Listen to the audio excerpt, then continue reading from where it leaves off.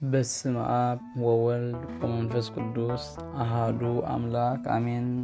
መጽሐፈ ስንክሳር ዘህዳር ዕለት 27 ሕዳር። በዛ ዕለት እዚኣ ቅዱስ ያዕቆብ ቁሩጽ ጉሙት ብሰማዕትነት ሞተ። እዚ ቅዱስ እዚ ካብ ወታደራት ሰራክድ ንጉስ ወዲ ሳፈር ንጉስ ፋርስ ንዑ ዓርኩ ነበረ። ንጉስ ከዓ አጸቢቑ ይፈትዎ፣ ብኩሉ ተግባራቱ ከዓ ምስኡ ይማኸር ነበረ። በዚ ምክንያት እዚ ቅድንኡ ከዓ ንቅዱስ ያዕቆብ ልቡ ከም ዝቐንን ፀሓይን ሓውን ከም ዘምልኽ ገበሮ። ዓዲን ሓፍቱን ሰበይቱን ንሱ ብግብሩን ብሃይማኖቱን ምስ ንጉስ ተሰማሚዑ ዝብል ወረ ምስ ሰምዓ ከም ዝኽብላ መልእኽቲ ተፃሓፋሉ።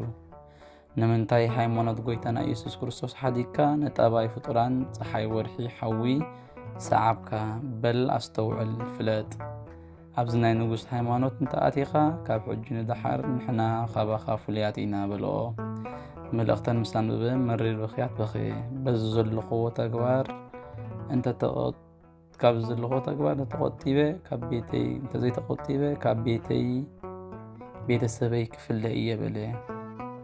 ካብ ጎይታና ኢየሱስ ክርስቶስ እውን በለ። ካብኡ ናብ ቤተ ክርስቲያን ኮይዱ ቅዱሳት መጽሓፍቲ ከንብብ ጀመረ። ንመልእኽቲ ንጉስ እውን ገደፎ። ንንጉስ ከዓ ዓርክኻ ያዕቆብ ንስራሕካ ገዲፍዎ እንዲ ኢሎም ነገርዎ። ንጉስ ምስ ሰምዐ ፀዊዑ ናብ ኣደባባይ ኣምጾ። ኣብ ቅድሚኡ ምስ ኣቆሞ ከዓ ንምንታይ ደኣ ስራሕካ ገዲፍካዮ በሎ።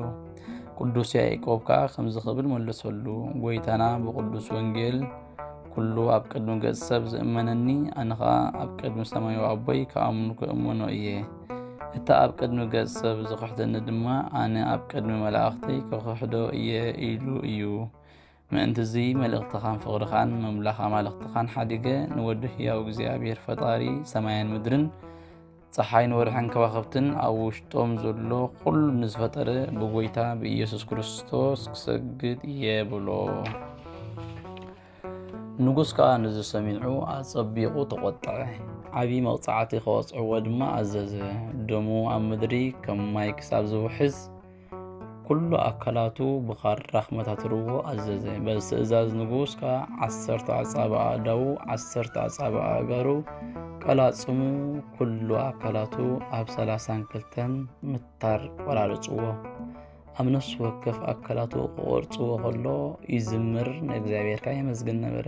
ወእግዚኣብሔር ወኣምላኽ ክርስቲያን ጎይታናን መድሓኒናን ኢየሱስ ክርስቶስ እዛኦም ከም ዕቤት ሳህልኻ ጨናፍራ ናባኻ ተቐበል። በዓል ኣታኽልቲ ወይኒ ጨናፍራ ክቆርፅ ከሎ እቲ ዝተረፈ ጉንዲ ወይኒ ይግደፍ እዩ እሞ ኣብ ወርሒ ኒሳን ወርሒ ሚያዝያኻ ይጭብጭብ። ሰራውራውን ጨናፍራኻ ትዝርግሕ በለ። ብኣፍ ልቡ ርእሱን ሕቁኡን ከም ዝተረፈ ምስ ረኣየ ነፍሱ ዝዓርፈሉ ግዜ ከም ዝቐረበ ፈለጠ።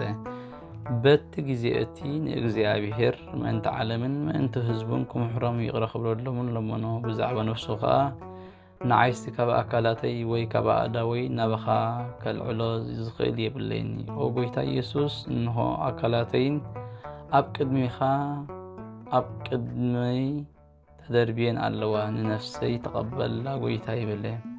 ሽዑኡ ጎይታና ተገለጸሉ፣ ናዘዞን ኣጽንዖን እሞ ነፍሱ ፍጹም ሓጎስ ተሓጎሰት። ነፍሱ ቀድሞ ሃቡ ብወታደራት ቀልጢፎም ቅድስ ርእሱ ቆረጾ።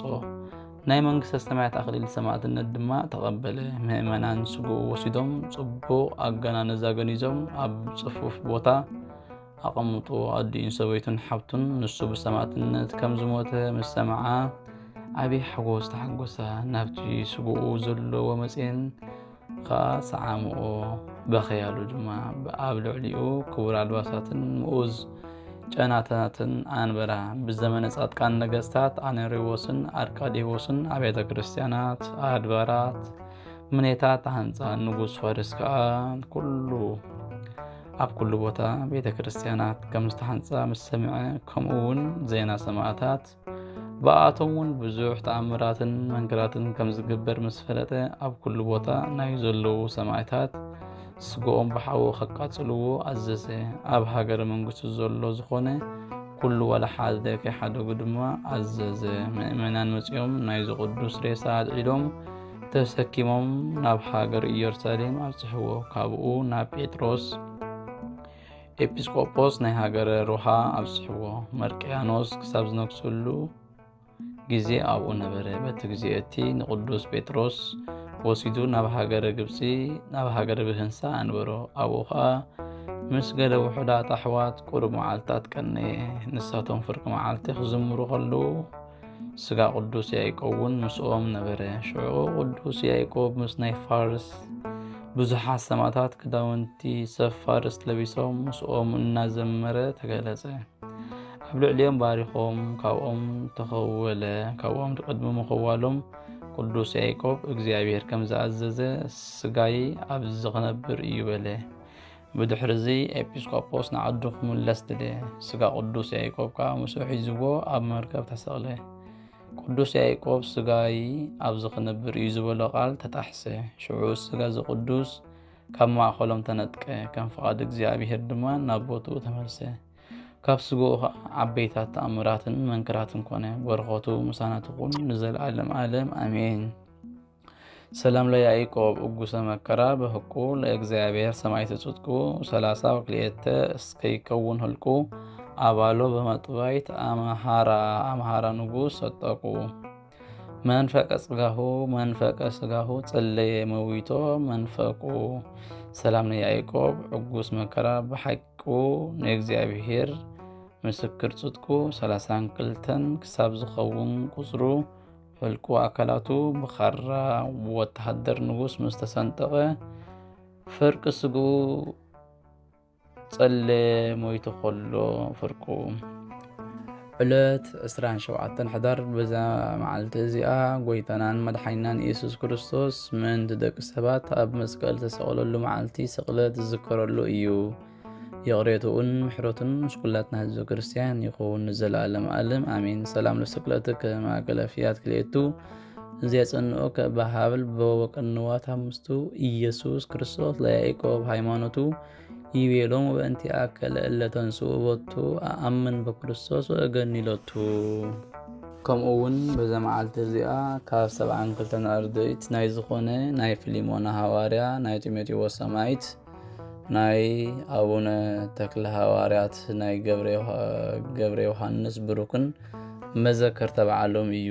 ሰላም እብለ ልሳንከ ዘተውህበ ማዕሪረ ቃል ወማዕድ መንባብ ሃቤከ ይብፅሕ ተስካሪ ክታበ ፈን ውሊተ ፊሊሞና እስመ ረሰይኩ ከኣበ ሃገረ ሊድያ ቀዳሚ ዘፈኖ ከርግበ። ሰላም ለጢሞቴዎስ ለሃገረ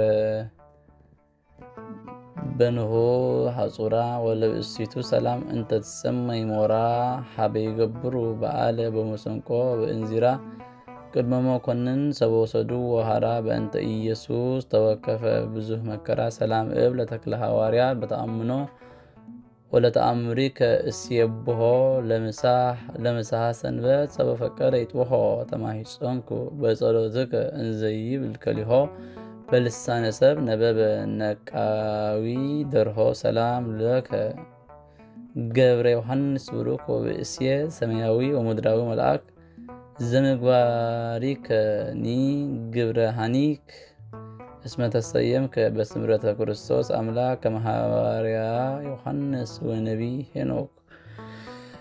ዘቕረብኮ ማህሌት ኣዘኻኺራ ኣይላፍ ካብቶም ኣዘውቲሮም ዘገልግሉኻ ኩሉ ግዜ ብዘይ ምዕራፍ እንዳክንብብ ተቐበል። ናይ ድኽነተይ መጽሓፍ ዝገበርካ ጎይታ ናይታ መበለት መባብኩፍ ካብ ዘእተውዎ ሃብታማት ናይ ሃብቶም ትርፍ ቅዱሳን ነቢያት፣ ሃዋርያት፣ ሰበኻያን፣ ሰማዕታት፣ መጻድቃን፣ ደናግል፣ መነኮሳት፣ ሄራን ባርኾት ባርኹ። ማሕበረ ዘቅድስት ቤተ ክርስቲያን ካብ ዝዓበየ ሽማግለ ክሳብ ዝነኣሰ ህፃን ንዝፀሓፎ ብመጽሓፍ ንዘፀሓፎም ብምድራት ንዘንበቡ ንዝተርጎሙ ብልሳን ሐዲስ ንቓልውን ዝሰምዐ ብእዝነ መንፈስ በጸሎት ኣድኢ ማርያም ዓራቂት ካብ ኩሉ ምባኣስ ኣሕቢሩ ይምሓረና ኢየሱስ ክርስቶስ።